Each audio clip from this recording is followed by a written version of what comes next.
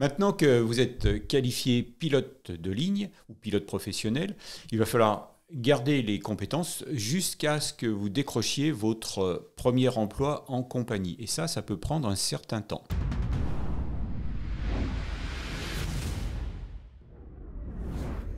Aujourd'hui, je suis avec Fabrice Morlon, qui est lui-même pilote professionnel. Bonjour Fabrice. Bonjour Gilles. Qu'est-ce qu'il faut faire pour rester au niveau, pour renouveler régulièrement ses licences, mais également donc, pour garder les compétences techniques? Oui, c'est vrai que c'est bien beau d'avoir suivi une formation professionnelle. Encore faut-il garder aussi une certaine aisance et des compétences aussi en termes, par exemple, de vol IFR et de maniabilité des avions bimoteurs. C'est un peu toute la difficulté aussi de cette période après formation. On est un peu... pendant un an ou deux, presque, on est dans une formation intense, intellectuellement, physiquement, etc. Et on vole tous les jours. Et on part, après l'examen, on passe de cette période-là où c'est le foisonnement à quasiment plus rien. Donc là, il faut garder une certaine discipline aussi, de manière à garder ses compétences. Aujourd'hui, on va vraiment se concentrer sur la manière de garder la main, parce que cette période peut être longue parfois. Oui, tout à fait. On n'est jamais assuré en sortant de l'école de trouver un poste en compagnie tout de suite. Donc l'attente peut être assez longue. Quoi qu'il arrive, de toute façon, on est réglementairement obligé de renouveler certaines qualifications et d'attester aussi des compétences qu'on a conservées. Alors, maintenant que tu as toutes tes licences, que tu es prêt à rentrer en compagnie, tu commences à envoyer les CV et c'est là où le temps s'écoule et il faut garder la main. Et comment ça se passe? Il y a des échéances aussi qu'il faut renouveler régulièrement, non? Oui, tout à fait. La première, c'est la qualification de classe monomoteur qu'il faut renouveler tous les 2 ans. Mais dans le cadre professionnel, ce sera la qualification de classe, cette fois multimoteur, qu'il faut là renouveler tous les ans. Tous les ans, il faut repasser un petit examen sur cette qualification-là, de manière à garder les privilèges aussi de la conduite d'avions multimoteurs dits complexes. La visite médicale, il faut aussi la repasser tous les ans? Exactement, c'est une visite médicale annuelle,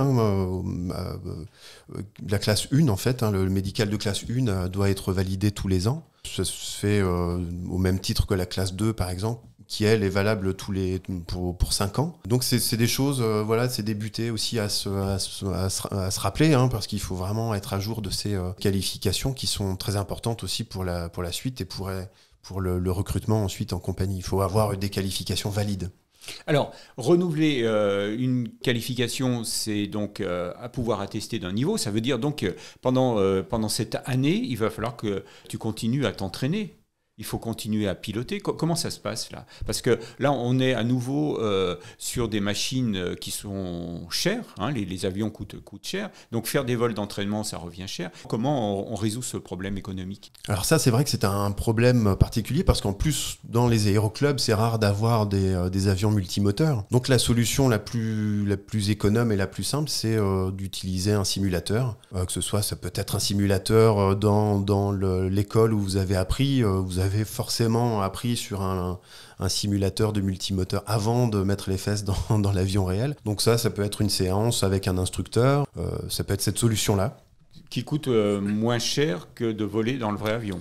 Oui, de toute façon, on part du principe que l'avion en lui-même coûte à peu près 400 € l'heure. Ce sera une solution à moindre frais. La solution la plus économe encore, c'est de faire du simulateur de chez vous. C'était un conseil d'un de mes instructeurs qui me dit tous les ans, c'est compliqué effectivement de garder ses compétences à la fois sur multimoteur mais sur aussi le vol IFR. Donc tous les mois, il faut se refaire un vol IFR dans les conditions réelles, c'est-à-dire en prenant la météo d'un point A à un point B sur un trajet, de se faire vraiment une mission IFR complète de A à Z, avec un simulateur de salon, si on peut dire. Le Microsoft Flight Simulator est très approprié pour ça, par exemple, qui permet aussi de dérouler ses procédures, ses checklists, etc. Et ça permet de garder un pied dans la qualification de classe multimoteur, mais aussi dans l'IFR.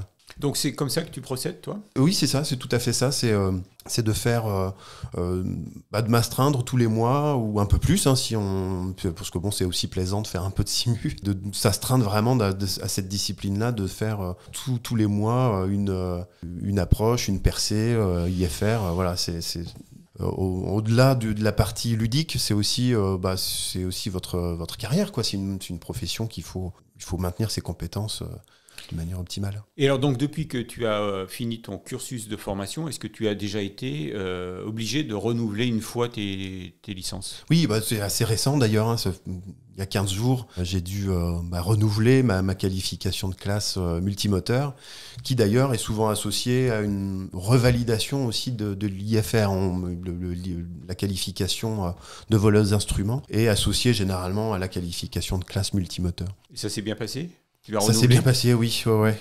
J'étais stressé avant, mais c'est une partie un peu stressante parce qu'on ne sait pas vraiment à quoi on va s'attendre. Et puis, il y a à peu près un an qui est passé entre l'examen et puis cette butée calendaire là, réglementaire. Donc, on ne sait pas trop ce qui va se passer. Et en fait, c'est la même chose que l'examen de l'IRME. C'est exactement la même chose, c'est le même programme.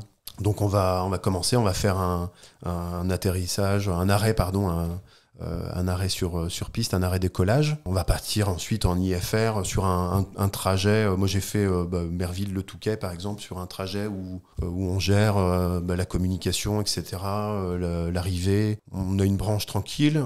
Ensuite, on s'intègre à l'arrivée.